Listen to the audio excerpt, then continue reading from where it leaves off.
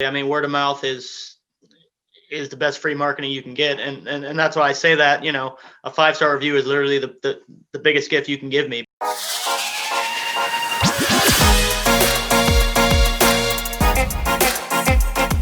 Hello and welcome to episode 22 of the Smart Agents Podcast. My name is Michael Walter and I'll be your host. As always, with each new episode, our goal is to inspire you through the insight and inspirational stories from your fellow real estate insiders. Now, before we get into today's featured interview, make sure you follow and subscribe to the show on whatever platform you listen to podcasts.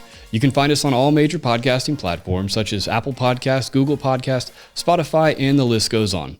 Also, as you can see if you're watching this on YouTube, make sure to subscribe to the Smart Agents YouTube channel. Click the bell to get notifications for every time a new episode is uploaded. Lastly, if you or somebody else on your team has an awesome story to share, send us a message at feedback@smartagents.com. We're always on the lookout for new stories to feature.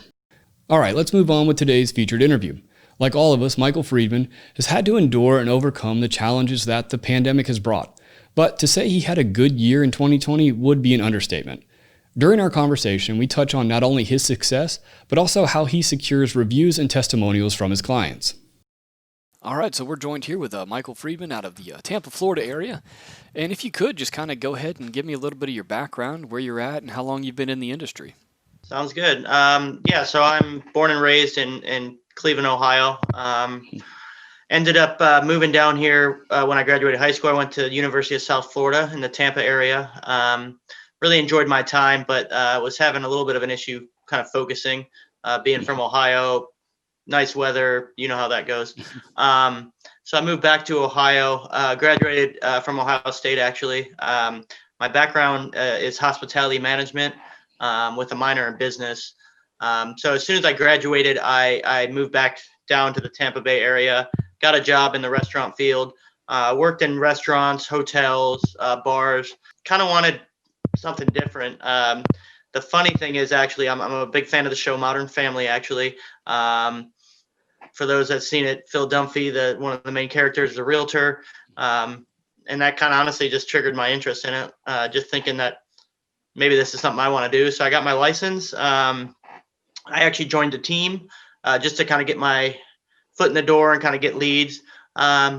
And did that for a while, and just actually recently kind of went out on my own and been doing my own thing for about a year now, and it's been great. So I think the background in hospitality definitely helped me, not only with kind of starting my sphere, but also just learning how to talk to people, different personalities, problem solving, solving objections, that kind of thing. It's been very helpful. Almost every day I go back to my hospitality background, and it helps me, with a deal or in some way almost every day. So.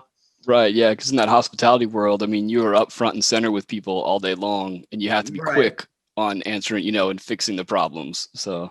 Absolutely. I mean, that was a lot of the job. I mean, dealing with upset people and really more of it upset employees. I mean, and dealing with their problems, which are, of course, people think they're crazy problems, and usually they're not in the grand scheme. But regardless, it's definitely a good skill that has helped me. So.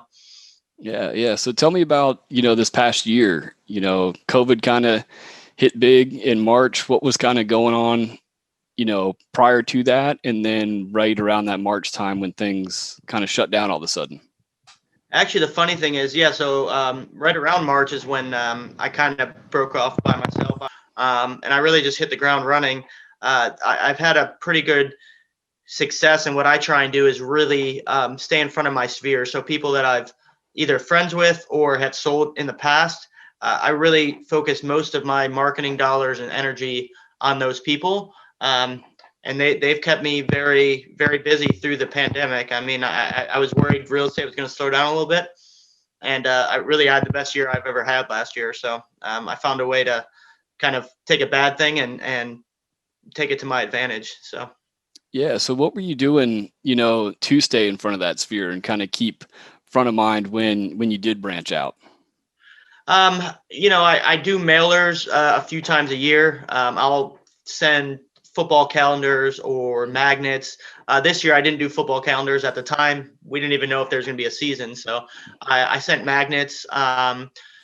I stay pretty busy on social media. I try and friend them either Instagram, Facebook, and just kind of, happy birthdays, congratulations, just staying in front of them has really helped me, and that's kind of my focus. I'll also, randomly take somebody out to lunch, or to a happy hour or just something, kind of just keep it as a friendship as well, and that, then you stay on top of people's mind when they know somebody looking, with real estate needs. And that's been huge for me. Just kind of being consistent with that, and making sure I'm taking care of the people that are going to bring me more business. I mean, that's always been my focus. Some realtors will focus more on cultivating new leads, and there's nothing wrong with that strategy. But for me personally, I just go about it a little bit different, and it works for me. So I will not complain. Right, right. I mean, because it's one of those things. Like, if you work with those leads and get those people, if every one of your past clients has a great relationship with you, you Hmm. know, if you're in this for the long haul, the turnover is what, every 5 years, every three to Right. 5 years, somebody's looking to move. So, you know, Yeah, that that's start. and I've been in the business. This is about my 6 year. So as you said, I'm having a lot of people that I sold the house to are now looking to sell and upgrade. So I'm really starting. And once you really get that going, is when it really starts being very successful. And so I'm working my way to that point, obviously. Right. So when you decided to branch out, on your own, what were some of the things that maybe that you didn't foresee? Like, what kind of support didn't you have from your team that if you were to talk to another agent that's looking to do the same thing, maybe tips that you would give them? So I would just say be authentic and be yourself, and really think about what you want to invest your your time and money into. On a team, you're kind of at the mercy of what the team lead wants to do, which is fine and usually effective, but it might not be exactly what you want to do. So me personally, when I branched out on my own, I kind of mentioned it earlier. I have an allocated amount of kind of marketing dollars, and I just allocated it a little bit differently than where we were before. I spent money on, again, past clients, my Mhm. sphere, rather than paying for leads. So that's just how I went about it. But all I would say is just be yourself and focus on what you want to do to build your business, and take what you've done that's been successful, and really just do that. And there's no reason that somebody can't be successful on their own. Right. Yeah.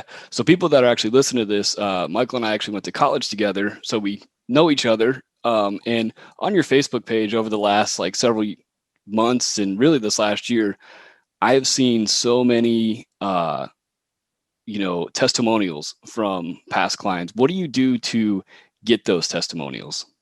So what I do usually is, I always give a closing gift regardless, and I'll literally write in the note. I do a handwritten note; those are very effective as well, as just a side note. But I always write, "Hey, be on the lookout for a review." A 5-star review is the biggest compliment you can give me, and I'll write that in almost every card that I give, and then usually, I'll give it within a week, and I'll send an email with a link to to give me a review. And I'll also usually text them when I do that and say, hey, I just sent you a review.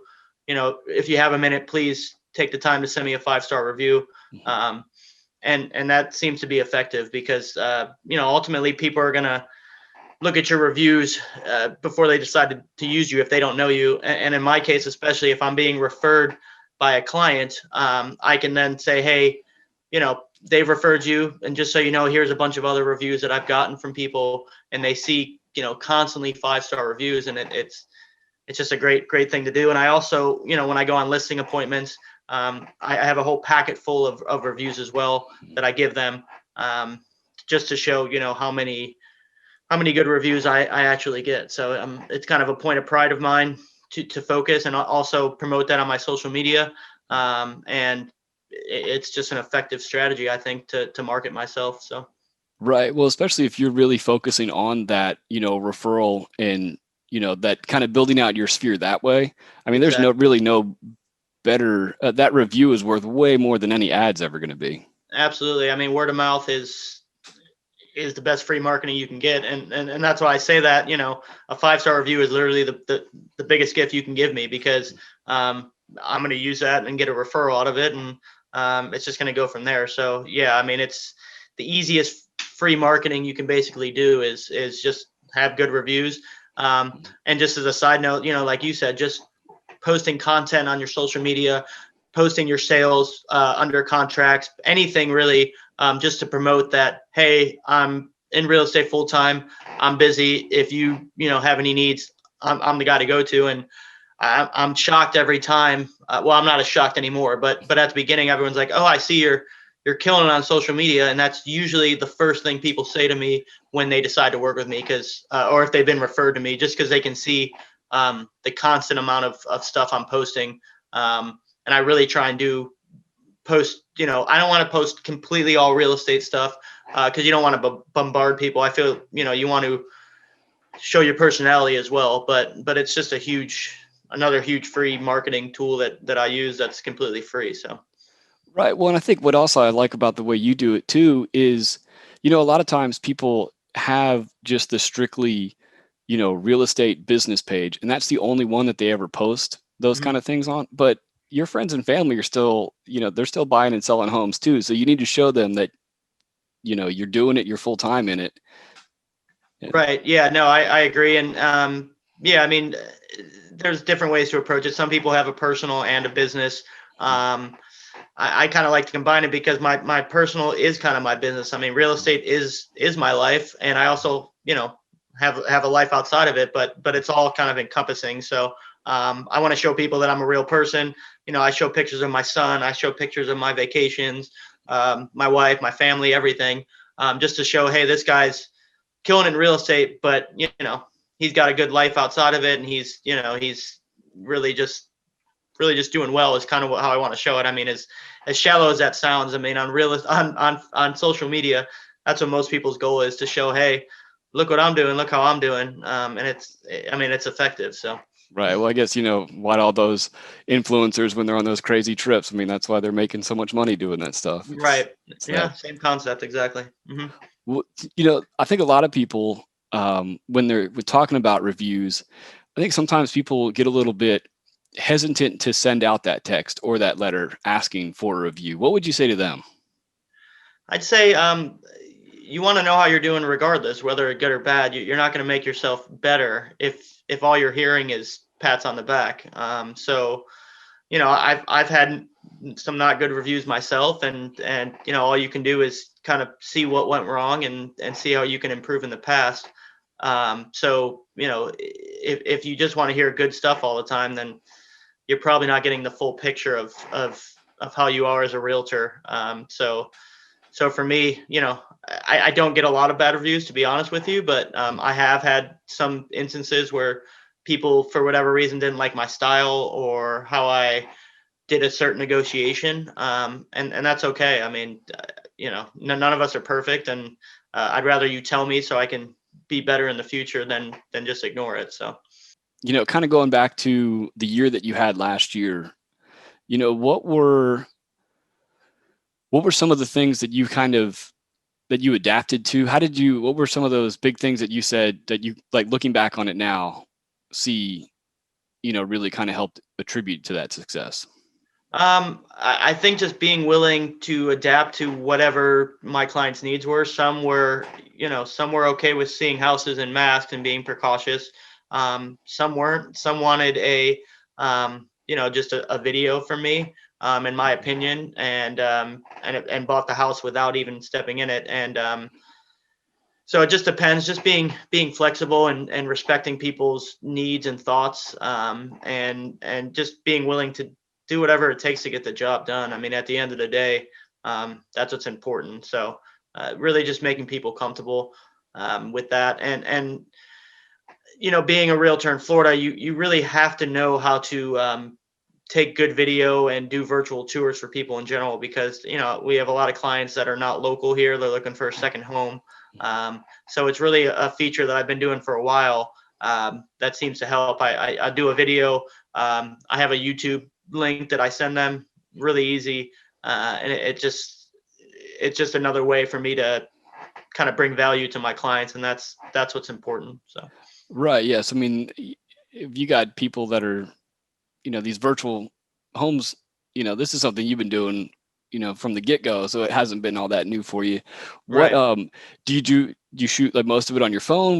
How do you It's as simple as me going on my phone on the video and literally just walking through, like I would with them standing right next to me, just pointing out the layout, pointing out some of the features, some of the big ticket items like the air conditioning, the roof, the windows, that kind of thing.